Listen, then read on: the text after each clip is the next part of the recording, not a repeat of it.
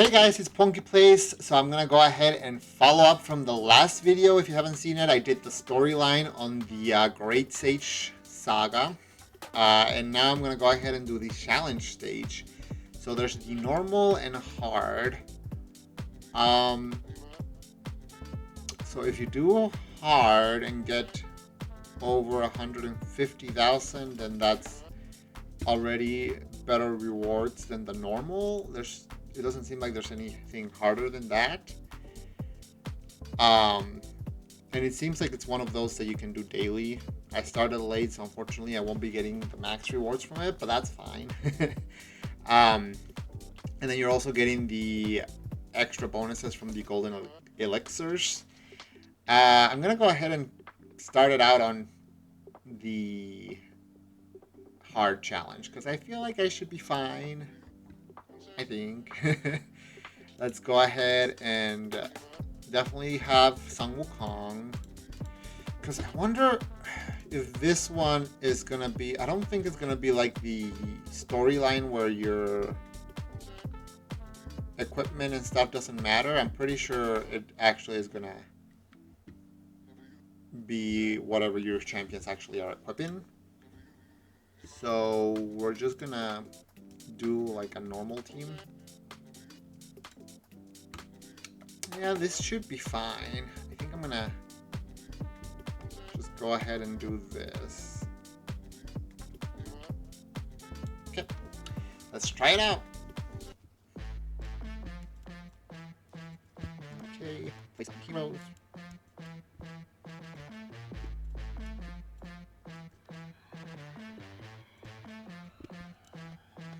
Hopefully Narissa is keeping up with the healing by herself enough.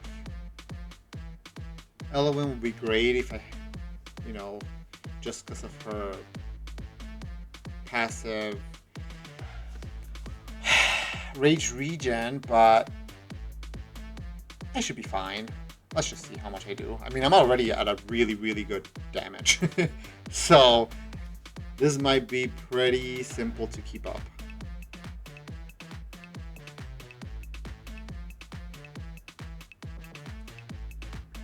I want to say that my Lyra is able to dispel. At least I thought that she was capable of dispelling, but I'll just have to see.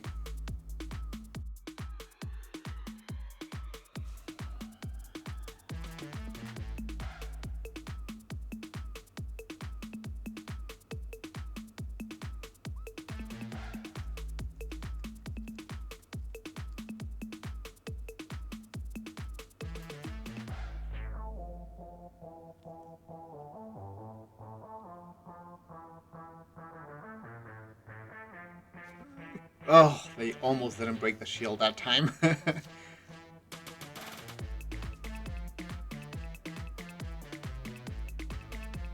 Okay, so I thought that Lyra was capable of dispelling for some reason. Either way, I dealt way more than the damage I needed to. So Nastia, Sang Wukong, Hex surprisingly did not deal as much damage as I was expecting out of him because he is building my best gear at the moment. Obviously Torador's not going to do a whole lot of damage, but he was... Maybe it would have just been best to have Elowen out there instead of Torador. I'm almost thinking of just moving my best gear over to Sang Wukong.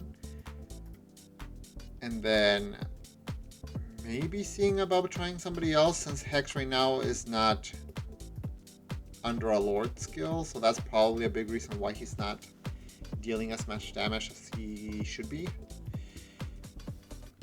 But again, it doesn't necessarily matter unless it unlocked like a nightmare mode.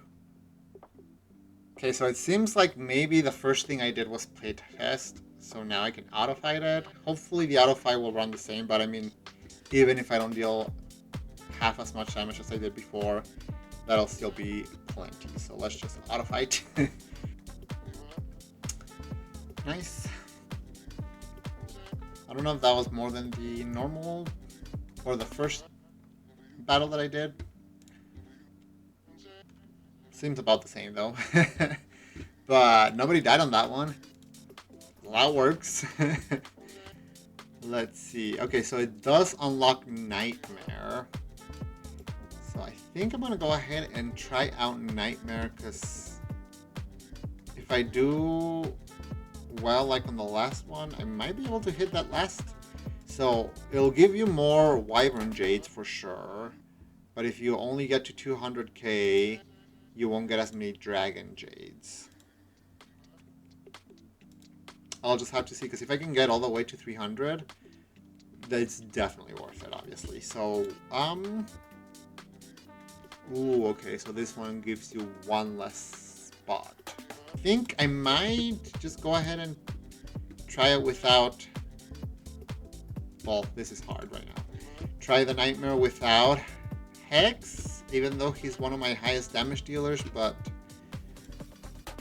Right now he's not getting a bonus, although Lyra wouldn't get a bonus either because I can't put her with her Esoterian.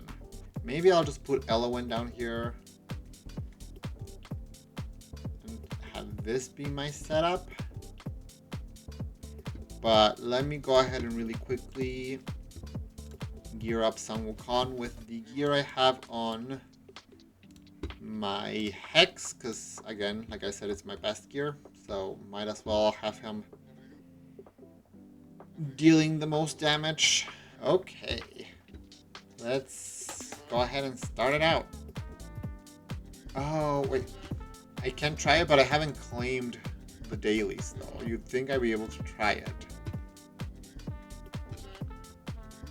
That's odd. I mean, I guess I'll do a play test at least and see if it's even worth going through Nightmare, because maybe it's just best going through hard at my level right now. But yeah, let's go ahead and check it out. So we're gonna put you over here, go in here. Let me actually restart that. I wanted Elowen facing the other way. Okay, so pull all my damage dealers out first, actually.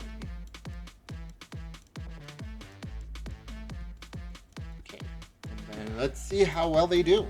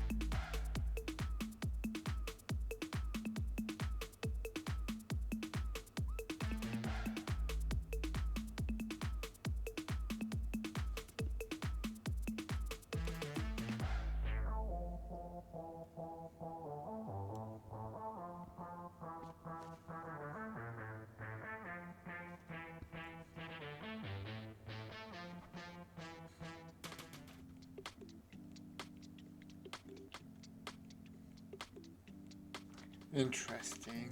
So, it'd be nice to maybe not need two supports with Nerissa and Elowen, and I definitely would like to have a better damage dealing Lord, which Yovar is really good at that. The only issue is that if I use Yovar, then maybe I wouldn't want to use Sun Wukong, because then he wouldn't be under a Lord. I would just have to try out different combinations, because I mean, this is enough to get the second to last, which isn't bad, but again, sure, you're getting more of the Jades, the Wyvern Jades, but you're getting less of the golden ones. 100 less, sure, but still less. So it's most worth it if I can get over 300,000. So if I can figure that out, I'll definitely go for it. Okay guys, so before I leave the video, I'm gonna go ahead and show you guys, because I was able to beat Nightmare and get the furthest prize, or I guess the furthest damage prize.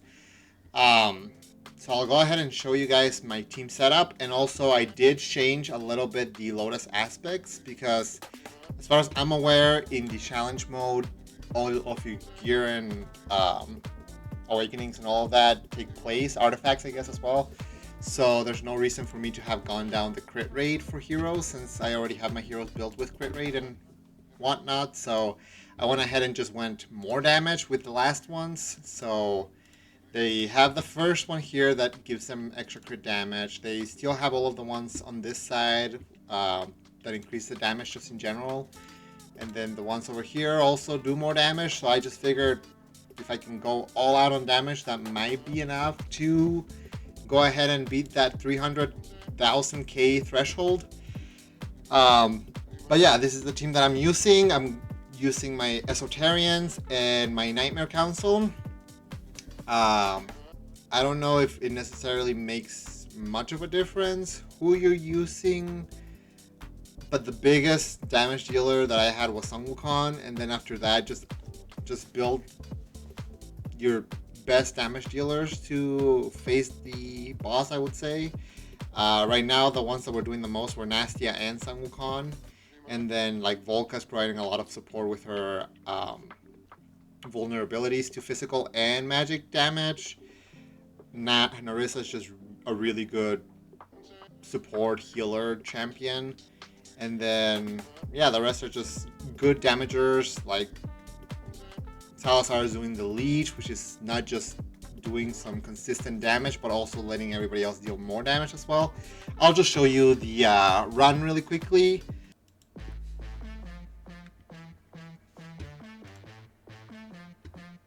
So I just like to place my damage dealers first. So just wherever they fit. Probably actually put Torador down last because he does deal the least amount of damage. He helps with because he does the defense reduction. Forget the exact debuff that it is. Let's see, because it doesn't show here. I know it's with its basic skill. It might be one of these ones right here, but his own personal damage is not necessarily anything crazy. And then I put auto ults until Narissa is at her ult, and then I just turn it off and manual everybody else. Because she doesn't actually use her ult until she has the full stacks of the black pearls, I think is what it is. So I just go ahead and manual everything until the boss does his one move where he gets the shield, and then try and break that shield. So now with the Psalm of Salvation, I go ahead and turn it on because he's not actually dealing damage, so it's fine if Narissa goes ahead and does her ult. And then now I just keep it on auto ults until she again hits her ultimate's range, I guess. And then turn it back off and go ahead and do manual and just do it all over again.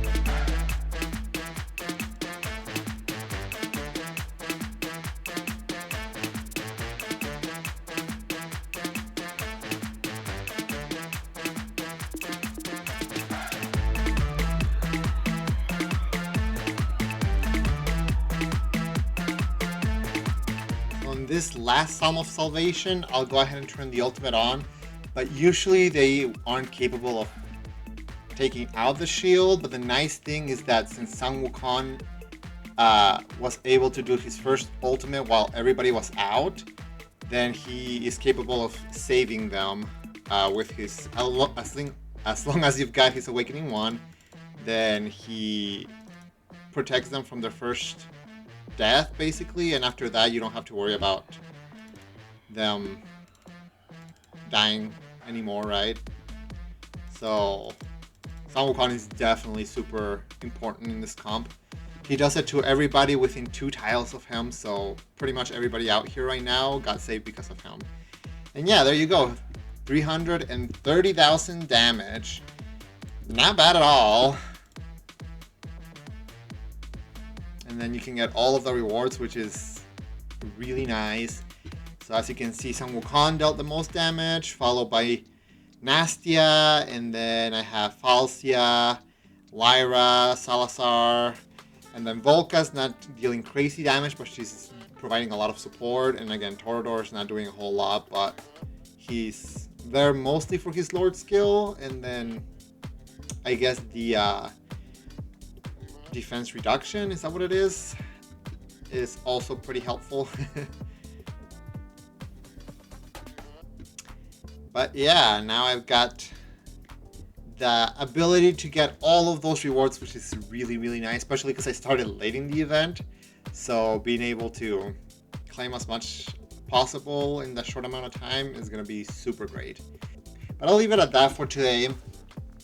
I hope you guys enjoyed. I hope this helped any of you out there make a team setup to either go for hard all the way through or nightmare. And for those of you who have not tried it yet, I hope it made you guys want to try it. It's not too difficult. It's just definitely trying to figure out what's the best, setup for the most damage possible. But yeah, hopefully that helped some of you out there. Let me know what you guys thought of this event. Is this your first time doing it, or have you guys done it from the previous one? Like I said, this is my second time because I was there for the first Sun Wukong event, which I guess it was almost a year ago now because it was for December last year. Actually, it doesn't feel like it was that long ago. It feels like it was a while, but not that long. Anyways, let me know what you guys thought of the event, and until the next video, guys, take care.